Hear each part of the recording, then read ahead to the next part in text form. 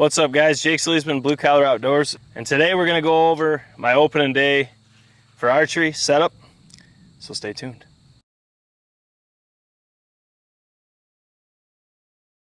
Alright guys, so you guys know I'm shooting the Exodus MMT. They weigh you saw the weight test most likely, and just to clarify, in that test I was looking at the heaviest to lightest being within 2 grains.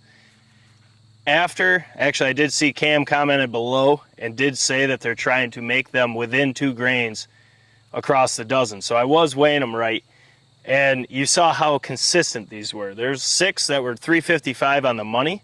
Those will be the 6 going in my quiver with a 100 grain head, because that's what I have to shoot with these. So we're going lightweight. It's 456 grains total. Both of these broadheads weighed in at 101, so that's why it's 456. But you guys already saw the breakdown of the MMT. I have that on here. You already saw both of these broadheads tested as well. Those broadheads are the Afflictor K2 fixed. I mean, this thing right here is just filthy. Then you have the Iron Will 100 grain solid with the bleeders. Both of these broadheads are absolutely mean. I mean, this K2 is just, it puts slug holes in the gel. We've tested it a bunch. All the links will be in the description if you want to check those out. Or you could just go through our broadhead test series, search them, you'll find them. You can also find the MMT weight test per dozen and the breakdown of them when we shot for speed consistency and retention at 40 yards. So all that's there. But you guys know I'm shooting my Matthews Tri-X with the wake limbs on it. It's a 27-inch draw. And that right there is the 83.5 pound draw weight. So what we're going to do is hook up the lab radar to it. I'm going to shoot both of these just to kind of see how they fly and get a speed test so we know everything into this test. So let's get to that. Okay, so we got the lab radar. What we're going to do for these tests today, we're just shooting these, get the lab radar right out of the way, so we're shooting it first. But for my opening day hunt, it's going to be between these two. As I stated before, you got the K2 fixed from Afflictor and then the Iron Will solid. Both of these are 100 grains, and my total arrow weight's 456, as I've already went over. But we just need to shoot one. We'll just shoot the Iron Will. We got this set up, the target's past 20 yards. So like I stated, this arrow is 456 grains. Both of them are, we already weighed them. We got the lab radar set, and target's just passed. I'm going to be using my Matthews Tri-X with wake limbs, so I already went over all this. 27-inch draw, 83.5 pound draw weight. It's closer to, well, I'll just leave it there. There is going to be some vibration because I don't have the Tacticam in here, so if you hear it, that's why. But here we go. We're armed, so we'll shoot this, just aim dead center just to get the speed. We have shot before, and you can see there it's already at 293. That's where it's been running consistently. So let's get her letting free.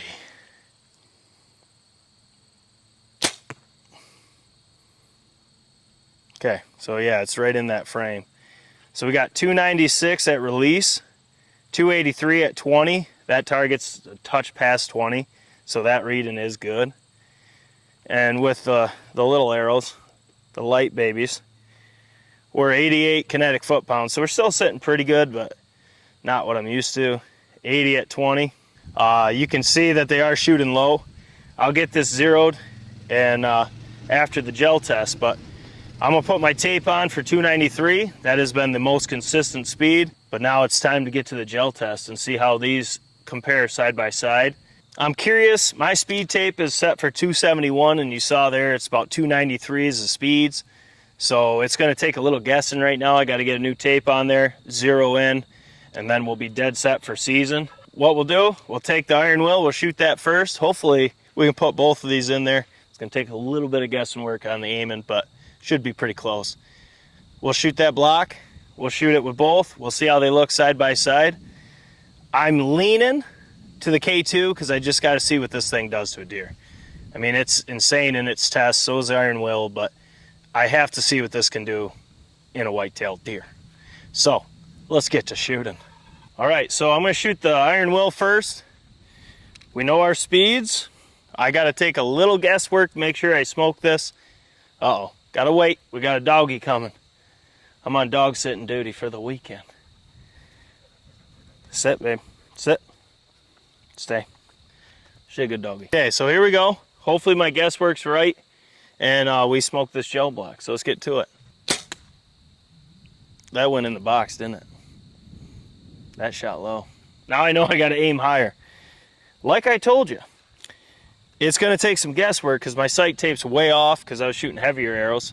Okay, so instead of going down and pulling out the iron will, we're just gonna let the afflictor shoot. Now we know I gotta aim a little higher, and we'll be all right, but that figures. Let's get it.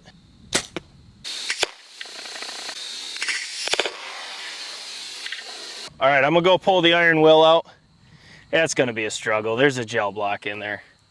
I knew I had to guess. Now you can see on the afflictor, I figured it out. I had to aim a little bit higher, but can't wait to have the right sight tape on and zero to that. But let's go grab the iron will. That's why we're filming today, and always have our setups ready before we go afield. All right, so hopefully I don't hit my arrow, but now I know. Got to aim at the top of the block, and we'll be golden. The afflictor looked really good though. Spoiler alert. All right, let's shoot it.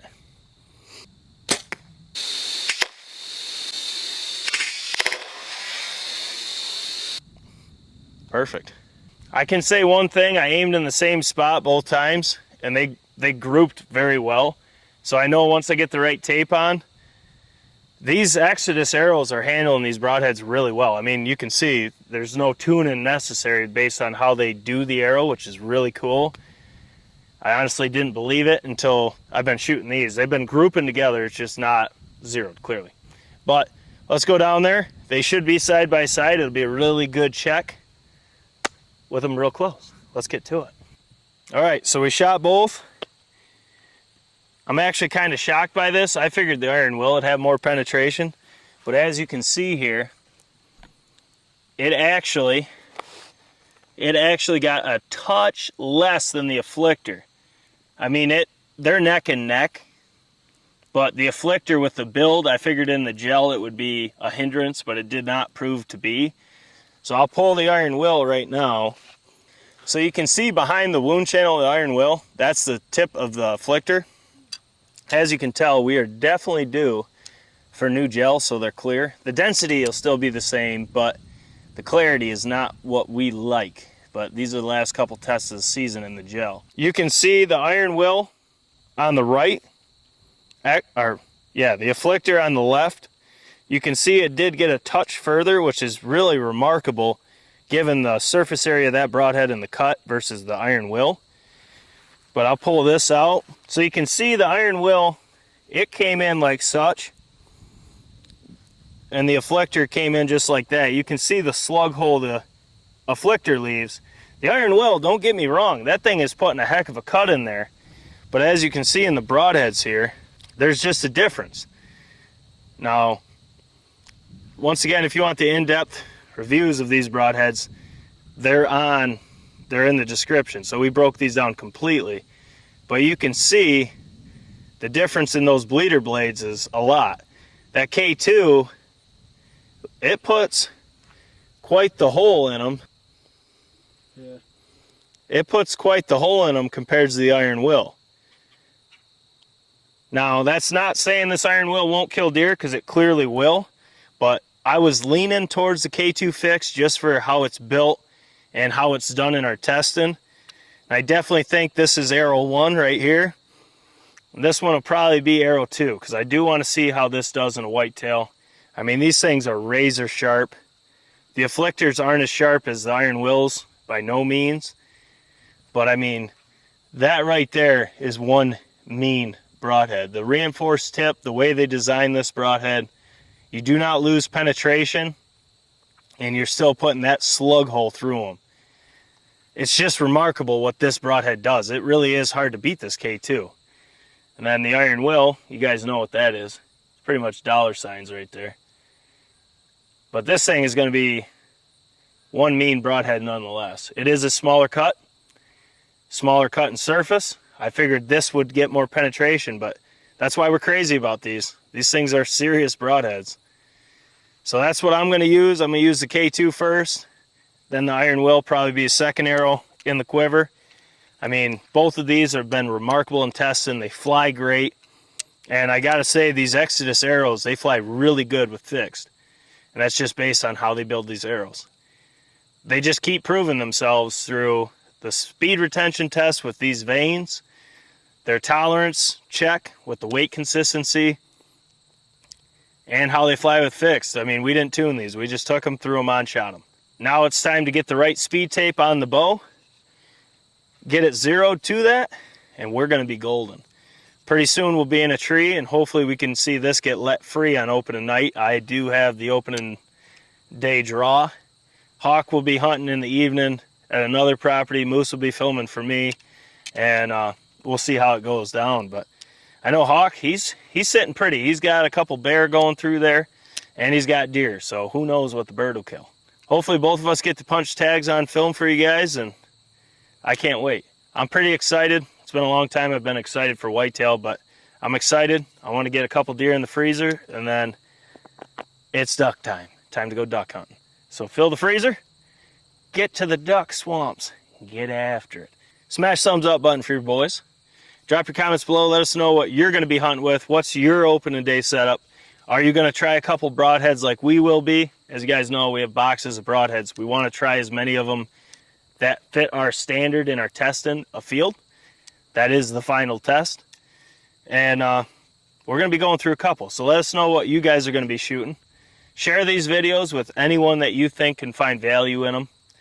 And guys, subscribe. If you're new to the channel, if you've been watching and you haven't hit that button yet, click that button. Hit the notification bell. It's about to get crazy because we're going to have deer, duck, goose, tests, all that fun stuff. Got a ton. It's getting back to busy season, baby. Pretty excited. But guys, Jake SLEASMAN, Blue Collar Outdoors. We got to go brush some blinds in for tomorrow morning. Finally found geese. Hopefully you'll see that video soon too. We'll see. Jake SLEASMAN, Blue Collar Outdoors. We'll catch you later.